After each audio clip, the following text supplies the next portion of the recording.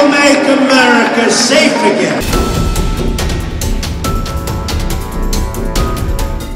Make America great again স্লোগানের দ্বিতীয় মেয়াদে মার্কিন প্রেসিডেন্ট নির্বাচিত হয়েই একের পর এক সিদ্ধান্ত নিচ্ছেন ডোনাল্ড ট্রাম্প। অবৈধ অভিবাসীদের হাত পায়ে শিকল পরিয়ে বের করে দেয়া, আবার 50 কোটি টাকা গোল্ড কার্ড ভিসার অফার দিয়ে বিদেশিদের যুক্তরাষ্ট্রে স্বাগত জানানো, শতাধিক দেশের পণ্যের শুল্ক আরোপ, ইউক্রেনের প্রেসিডেন্টকে একনায়ক ও অগুরুত্বপূর্ণ বলে প্রকাশ্যে ভর্ৎসনা, ইয়েমেনে হুথিদের বিরুদ্ধে বিমান হামলার নির্দেশ, ফিলিস্তিনিদের তাড়িয়ে গাজা দখলের পর আবাসন প্রকল্প এবং গ্রিনল্যান্ড দখলের হুমকি।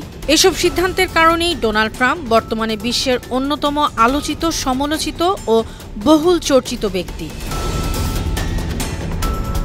তবে এসব কিছু পেছনে ফেলে বর্তমানে টক অব দ্য ওয়ার্ল্ড ইরানে মার্কিন প্রেসিডেন্ট ডোনাল্ড ট্রাম্পের বোমা ফেলার হুমকি। পারমাণবিক কর্মসূচি নিয়ে আলোচনার আহ্বান জানিয়ে গেল মার্চের শেষের দিকে ইরানের প্রেসিডেন্ট আয়াতুল্লাহ আলী খামেনিকে চিঠি দেন ট্রাম্প। চিঠিতে বলা হয়, আমেরিকার সঙ্গে পরমাণু চুক্তি না করলে ইরানে বোমা হামলা চালাবে যুক্তরাষ্ট্র। মূলত পরমাণু ইস্যুতেই দুই দেশের সম্পর্ক এখন সাপে নেউলে।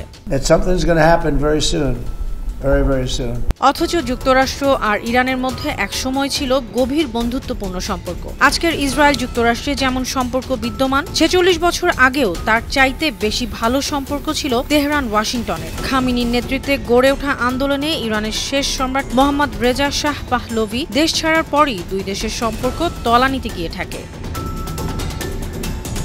মূলত ইরানের পারমাণবিক প্রকল্প ও ইসরায়েলের বিরুদ্ধে ফিলিস্তিনের সশস্ত্র সংগঠন হামাসকে সমর্থন করার কারণেই ওয়াশিংটন আর তেহরানের যুদ্ধাংদেহী মনোভাব। অথচ মার্কিন যুক্তরাষ্ট্রের বন্ধুরাষ্ট্র ইসরায়েলকে সার্বভৌম রাষ্ট্র হিসেবে স্বীকৃতি দেওয়া তুরস্কের পর ইরানই ছিল দ্বিতীয় মুসলিম সংখ্যাগরিষ্ঠ দেশ। তবে যুক্তরাষ্ট্রের সঙ্গে ইরানের সম্পর্ক এখন দা কুমড়োর মতো।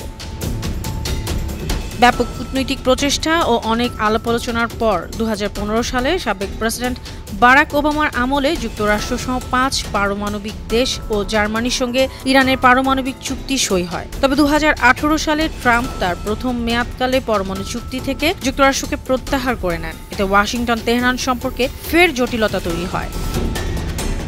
অথচ দ্বিতীয় মেয়াদে ক্ষমতা গ্রহণের পর পরমাণু ইস্যুতে আরও আগ্রাসী মনোভাব দেখান ট্রাম্প। বলেন, পরমাণু ইস্যুতে নতুন চুক্তির জন্য ইরানকে সরাসরি আলোচনায় বসতে হবে, অন্যথায় ইরানে বোমা ফেলবে মার্কিন যুক্তরাষ্ট্র। যুক্তরাষ্ট্র এই হামলাকে সমর্থন করছে না সৌদি আরব সহ 7 উপসাগরীয় দেশ। এসব দেশ স্পষ্টভাবে জানিয়ে দিয়েছে, ইরানে হামলা চালানোর সময় মার্কিন বাহিনীকে তাদের আকাশ সীমা ব্যবহার করতে দেবে না তাদের দেশে থাকা মার্কিন ঘাঁটিগুলো। তারপরও ইরানের হামলার ব্যাপারে ভেতরে সব প্রস্তুতি নিয়ে ফেলেছে ডোনাল্ড ট্রাম্প প্রশাসন। শুধু বাকি রয়েছে হামলায় সৌদি সহ উপসাগরীয় 7 দেশের সমর্থন ও সহযোগিতা আদায়। এজন্যই উপসাগরীয় দেশগুলোকে ম্যানেজ করতে রিয়াদে একের পর এক বৈঠক করছেন মার্কিন যুক্তরাষ্ট্রের সেন্ট্রাল কমান্ড প্রধান জেনারেল এরিল কুরিল্লাকে। বিশ্লেষকদের মতে, সৌদি আরবের সিদ্ধান্তের উপর অনেকটাই নির্ভর করছে ইরানের যুক্তরাষ্ট্রের হামলা।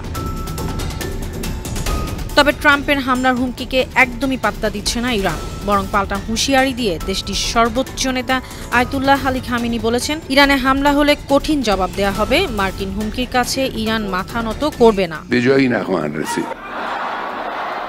ডোনাল্ড ট্রাম্পের প্রস্তাবে ইরানের পররাষ্ট্রমন্ত্রী আব্বাস আরাকচি রোববার স্পষ্টভাবে বলেছেন, একটি পক্ষের সঙ্গে সরাসরি আলোচনা অর্থহীন যখন সেই পক্ষ জাতিসংঘ সনদের লঙ্ঘন করে বারবার বল প্রয়োগের হুমকি দেয়, যে পক্ষের বিভিন্ন কর্মকর্তার বক্তব্যে বিপরীতমুখী অবস্থান প্রকাশ পায়। ওয়াশিংটনের আন্তরিকতা নিয়ে প্রশ্ন তুলে তিনি বলেন, আপনি যদি আলোচনাই চান তাহলে হুমকি দেওয়ার মানে কি? এর আগে শনিবার ইরানের প্রেসিডেন্ট মাসুদ পেজেশকিয়ান আরও এক ধাপ এগিয়ে বলেছেন, তার দেশ যুক্তরাষ্ট্রের সঙ্গে সমমর্যাদার সংলাপে বসতে আগ্রহী।